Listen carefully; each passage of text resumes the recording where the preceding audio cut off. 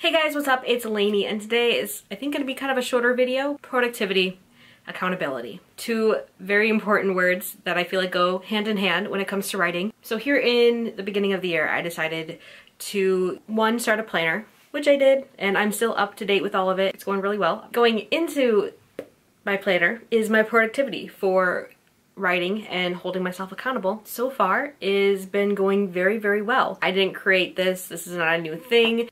But I saw Julie Dow, who is the author of Forest of a Thousand Lanterns, and she talked about this one day on her Instagram stories, and then I was like, okay, I'm gonna do this now. I do it on my monthly spread here. This is my January spread. To break it all down and to kind of give a rough overview of what a productivity planner is that you create a key, which mine is over here, of accomplishments that you are achieving. Mine were in January here, and I'll get more into this, I promise. The words written, finishing writing a chapter, because my chapters are really long for my first drafts, and when I finished a book for my reading. Then you'll see in February when I show it that my key kind of changed a little bit based on what I wanted to accomplish in the month. You correspond a sticker with your accomplishment. You put it on the day that you did it. But when you look at it over the month, you're like, wow, look how great I did.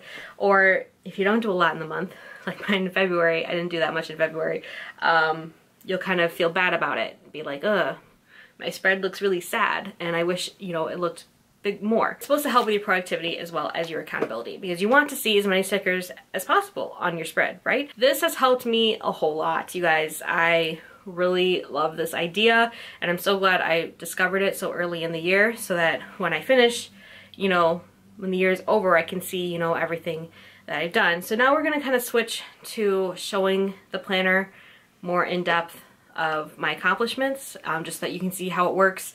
And it's definitely something that you can change so it helps with your habits. It's helpful and it keeps you on track. So that's why I really like it. I like putting the stickers on the days because it makes me feel good. Let's jump into my planner and dissect it a little bit better. This is my January, the monthly spread with all the dates and everything, and over here is where I have my key. So in January, my accomplishments were measured by every 500 words, by every 1,000 words, when I finished a chapter, and when I finished a book. So you can kind of see throughout here that I do have stars to denote when I made my 1,000-word mark. I have these little flowers when I finished a chapter. These accomplishments worked for me during the month of January because I was trying to finish the first draft of Pair of Prides. I probably won't be using the 500 marker anymore. You can see, like, on the 27th, I did awesome. That was the day I wrote like 9,000 words, and I have that as a write with me was when I did that, because I also finished Pair of Prides, the first draft, on this one.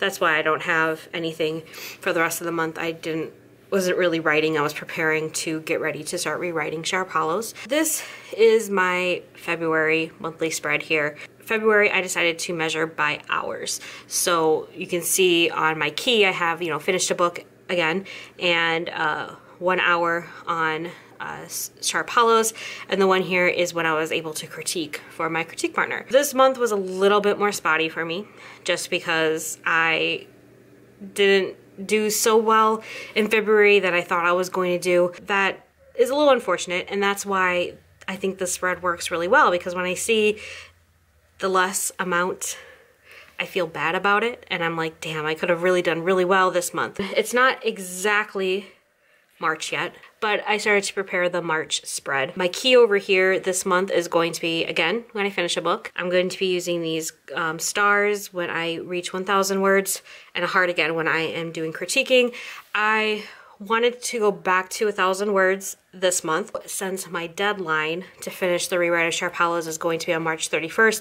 Seeing all those stars on January really motivated me, and seeing so many of them. So I'm definitely gonna go back to that for here in March. It's only the start of the 3rd month of the year, so I don't have that much to show you. That is all I have for showing kind of what I'm using the productivity method planner for. I would love to know if you guys are doing something similar to this as well.